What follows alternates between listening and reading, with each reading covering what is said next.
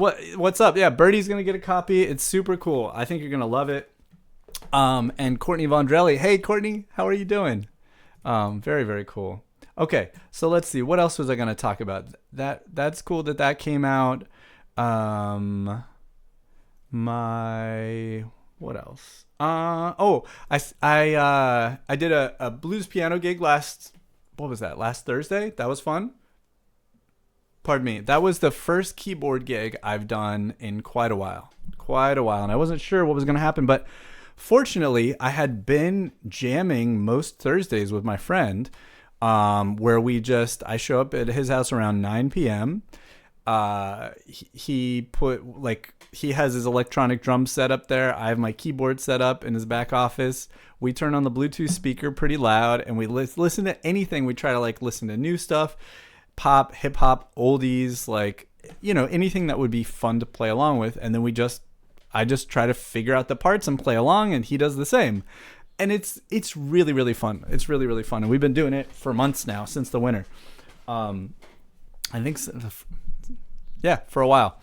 Anyways, that luckily I had some keyboard chops, and actually very, very similar chops to what this gig required, because I just got a iReal B, set of charts, which is great because they were all accurate and simple. Most of them were blues or almost a blues. Some required some weird sus chords. There was a couple that had some weird fusion stuff. But it was really, really fun. And I just got to use my ears and really try to groove. And I consider piano my first instrument. Technically, I started clarinet a few months before I took my first piano lessons, but it's starting at 12, and being into it in my teenage years and stuff, and early, in college and stuff. It's so deep in there, it's always going to sort of come out, whether I'm rusty or out of practice or whatever. So that was really fun. And then last night I sat in on, I got a last minute. I learned that at a bar really close to where we live, there was a Bluegrass jam session, and somebody we knew was going and was going to sit in. And I was like, well, I should go check it out. And I figured it's my local bar, basically. It's the closest thing to our house. It's cool. It's a cool bar. And so I went, and I was like, okay, let me proceed with caution. First I said, is it okay if I play an accordion in the jam session? Like, all right. And then when I did play it, I really tried to play very quietly. I did assert myself a little bit here and there. But I really just held back a ton and just tried to kind of mellowly groove for me. It's sort of something I think about. In this case, I feel even though I didn't know the tunes in the repertoire, me playing chords or taking solos and stuff, really it doesn't make sense. It seemed to be a bunch of players that were much newer and a sort of a more beginner's jam session. So I don't want to go in there and just try to play to my level 10, do all the craziest stuff. And, it's not going to, it's going to shake things apart. It's not going to be good for anything. So a couple times, try to get a little busy and take my little solo up, but just generally try to find ways that I can have fun. How quick can I learn these? Can I hear the voicings of a guitar player? They're all playing different ones. Or can I really hear all the root movement of the bass player? Little things to practice listening. And then also it got me thinking you know what? There's a couple Irish sessions that happen in my town in walking distance. Maybe I should get a diatonic accordion. I don't think any one particular kind of accordion is the accordion for bluegrass. Cause if it was, it would be piano accordion. I don't think there's really a bluegrass accordion legacy left. I do know that one of Bill Monroe's albums had an accordion player on it, but I think the story is that it wasn't intentional. It was somebody else couldn't make the session last minute, and so it became that. And I don't think an accordion was deliberately featured on other records, but it is relatively easy harmonically to start to jam on. And if I was a beginner and I had a couth, let's say, I knew it just is an accordion player. It can be loud, it can be abrasive.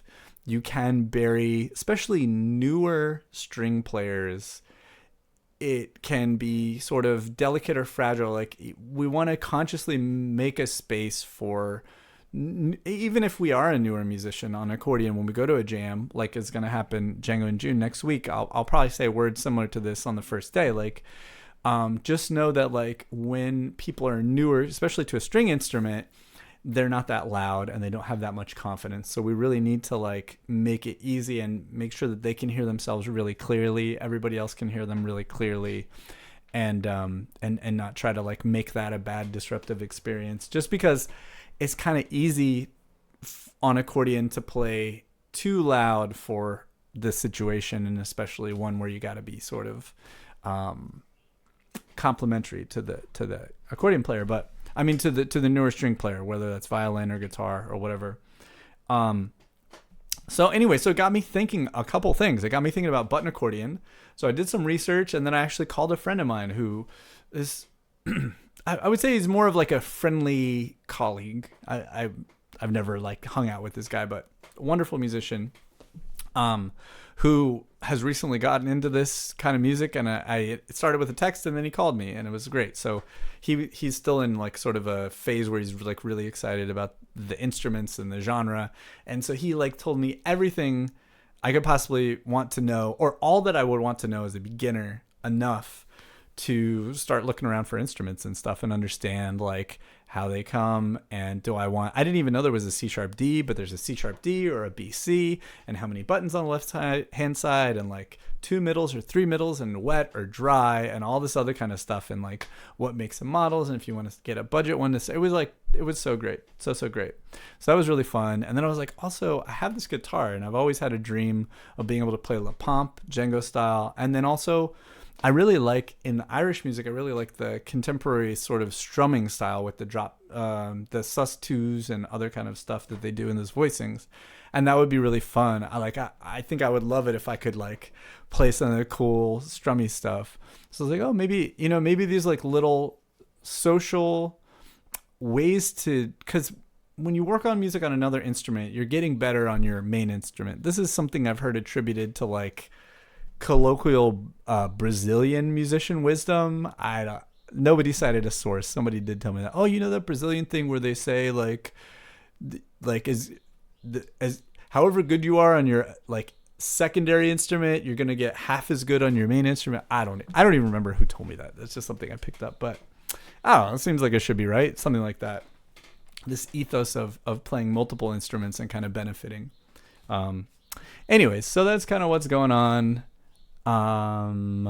What else is on my run a show here for this? Oh, okay. Yeah. A couple other things. I want to, if anybody out there is in Michigan and doesn't know that I'm coming there in September, and wants to like organize some sort of show for me, like a house concert, or point me to a direction to do a gig, solo accordion, or I'm sure I could get this gypsy jazz band that I'm doing a concert with to play also. I'm looking for some more tour dates around there. So I just figured I'd throw that out to the internet and the universe. And then the same thing for Maine. So I know somebody that I'm going to try to like book a house concert in on Mount Desert Island, which is where Acadia National Park is. And this is early October. And I just booked, actually Jason Anick just texted me last week and booked me to play the Django by the Sea festival that he runs in the little town that he lives in, which is at the very, very, very bottom of Maine on the ocean, basically on the ocean. His town's a little bit in from the ocean, but he's basically right there, called Kittery, Maine. And I was like, well, if I'm going to drive all the way up there, which I'm going to, why? It's a long drive for one night, but I'm going to be playing with some of the best Django musicians in the United States, some of the best American Django musicians. It's going to be Henry Acker and Jason Anick, and some other musicians that are really, really tremendous and amazing. I was like, well, happy to do that, but I would love to do some other gigs while I'm up there. So just throwing that out there. So September in like Grand Rapids, and then October in Maine, Vermont, New Hampshire. It's all around there. I'd rather not, like, I don't see myself going far into Massachusetts. That's kind of like not the vibe. I'm trying to like go up the coast from like bottom Maine, and then anything I hit along the way, I guess, from coming from Pennsylvania. All right. Well, that stuff is coming. I could do workshops. I would love to do performances, all that kind of stuff. Anyways, and I think that might be everything. If you don't know, on Thursdays I teach a fundamentals class on like technique, and I'm super inspired to get back to Jacques Mornay and Natalie Bouchek's their essential fundamental exercises for their technique, because I know from my own experience that getting better at their technique lets you do kind of whatever you want. It's that even just like sort of learning to work in the way changes the way you sort of approach the accordion, so that way even if their sounds aren't exactly the sounds, or you might not phrase your piece exactly like they would, you can sort of alter and change and use these sounds in either in like a deliberate sort of thinking about it kind of way, or just an intuitive way. It just tunes you up, and it's just so good. So those are on Thursdays, and those are for anybody that has a private lesson package with me, or that has the fundamentals package for or the tier 0 package with the online courses there. Okay. I think that's about everything as far as my news and updates. Oh, I guess the final thing, is that even still open? I don't know if it is. It was. Nah, I'll tell you guys later. I'm really close to being done with this like AI thing. I'm trying to get AI to essentially be like a Python script that does the same job as like an NPR. What's up, Nomad Farmer? Hey, welcome back. Welcome back. I'm trying to get an Accordion news desk AI assistant going on. And it would not be an agent. It would just literally be like a Python workflow that scrapes the web, then gives it to like Claude to sort of use its AI intelligence, and then gives me a list of possible accordion news. And theoretically it's good, so it's going to give me good stories of things that are relevant to me and to this stream. In addition to that, put all that into like a little PowerPoint thing that runs in my web browser, which it started to work on. It's just not done yet. But that's going to be really fun, because I'll be able to talk about things that happened in the last 7 days since the stream, and then things that are going to happen and come up, and I'm excited about it. It's going to be fun. Okay. I think that's everything. So I don't see any questions from the chat. Let's see. Some of these are populating here, but some aren't. All right. Hartman Schorsch, wonderful to see you.